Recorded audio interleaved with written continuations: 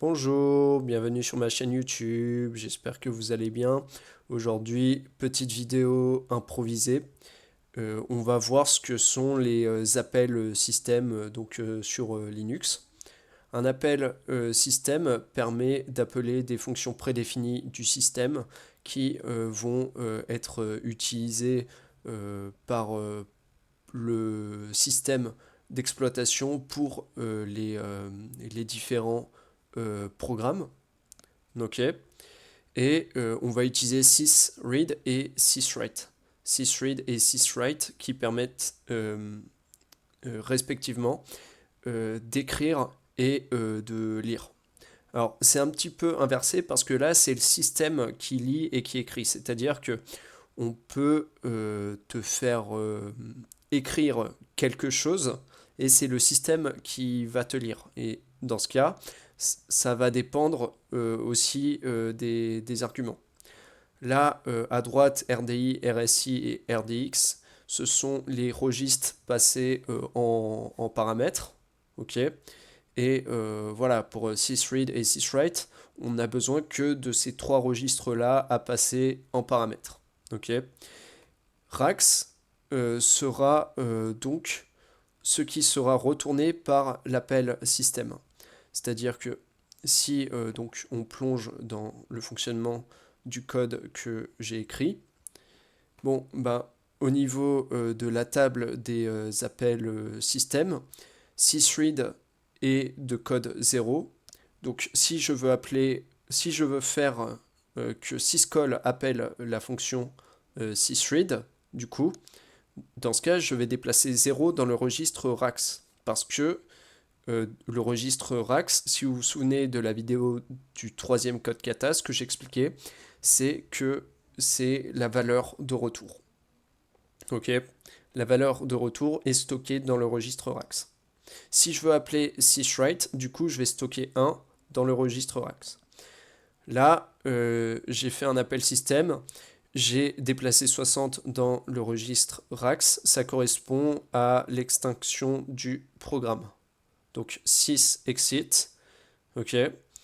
Et voilà. Et tout ce qu'on a besoin, c'est d'un seul argument dans RDI. Et il veut un nombre, code d'erreur, et le code d'erreur 0 qui nous fait quitter notre programme tout simplement. Bon. Parlons maintenant des paramètres qui sont passés à l'appel système.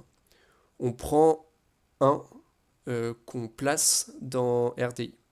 Ça permet d'aller chercher la sortie standard et donc le terminal. À partir de cette sortie standard, on souhaite faire passer un message. Le message qui, ligne 4, est déclaré dans la variable message et qui est type a number, suivi d'un code qui correspond au null terminator. Okay, donc c'est la fin de notre chaîne de caractères.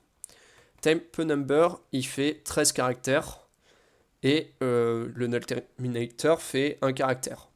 Donc on a besoin de le préciser et on le précise dans RDX. On a vu donc sur notre table des appels système que 6... attends, je suis sur syswrite ou sysread. Je suis sur syswrite. Ok. Là, on a besoin de ces trois paramètres. RDX qui correspond à un compte. RSI qui correspond donc à une chaîne de caractères qu'on souhaite faire passer. Et RDI qui nous permet de spécifier soit la sortie standard, soit l'entrée standard. Donc, il attend un nombre. Et là, c'est ce qu'on a fait. Donc, notre appel système, ici, il retournera la fonction syswrite sur la sortie standard, donc sur le terminal, avec le message type a number de taille 13 plus 1. On fait l'appel système dans lequel on passe RDI, RSI et RDX et il nous retourne Rax. Donc syswrite avec les paramètres ici. Bon, parlons maintenant de sysread. Là, du coup, vu que notre programme, en fait, il nous demande de taper un nombre, eh bien, ce qu'on va faire, c'est taper un nombre. On a besoin de créer une nouvelle variable pour stocker cette donnée et avec une longueur qu'on précise. Là, pareil au niveau des arguments et pareil pour le retour, ok. Là, on souhaite que syscall appelle sysread, sysread qui correspond au code 0 sur la table des appels système de Linux en x86-64.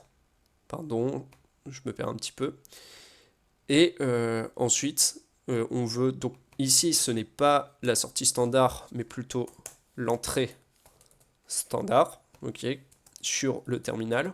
Ça veut dire que je vais pouvoir taper un nombre à partir de ça.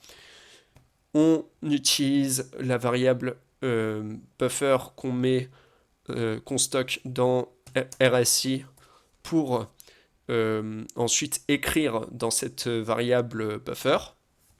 D'accord? Donc là, c'est la variable dans laquelle on écrit. Et ici, c'est la longueur de notre variable. Là, notre appel système va retourner sysread à partir des arguments suivants.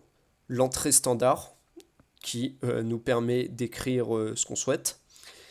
La variable dans laquelle on écrit. Et la longueur de notre variable. Donc là, ce qu'on va faire concrètement, c'est taper un nombre. On pourrait taper n'importe quoi, mais le fait de taper ce nombre va nous permettre d'écrire dans buffer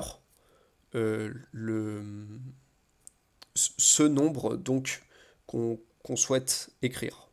Ok, et avec la longueur max de notre variable. Ça reste à préciser, à approfondir, mais comme je me concentre sur les appels système sur cette vidéo, je ne vais pas aller plus loin sur ces variables. Bon, et enfin, ici, là, on quitte notre programme, 60 qui, dans la table, correspond à 6 exit, RDI qui correspond au code erreur qui nous dit on veut quitter le programme, et on fait l'appel système. Appel système qui retourne sysquit avec le code erreur 0. Et ça nous fait tout simplement quitter le programme. Donc, on va compiler tout ça. Ok. Ce qui donne nasm-f. Alors, -f, c'est pour préciser le format, pardon. ELF64 correspond au format en 64 bits. On prend le nom de notre fichier. On veut le transformer en objet. Et on va l'appeler comme tel. Maintenant, on n'a plus qu'à lier cet objet. Et dans ce cas, ld syscalls. On précise que c'est un objet. Et on l'appelle syscalls. Maintenant, il ne nous reste plus qu'à l'exécuter. Donc voilà, je tape un nombre que je peux taper. Donc je l'écris, espace, et le programme se termine. Là, entre la ligne où notre programme s'est terminé et la ligne où j'ai tapé le nombre, du coup, j'ai écrit dans notre buffer le chiffre 5. Voilà, petite vidéo donc sur les appels système, un petit peu improvisé. Voilà, j'avais envie de sortir une vidéo. J'espère qu'elle vous a plu. Je vous souhaite une bonne journée et une bonne soirée ou une bonne soirée plutôt dépendant de l'heure à laquelle vous regardez cette vidéo. Et voilà, je vous dis tchuss.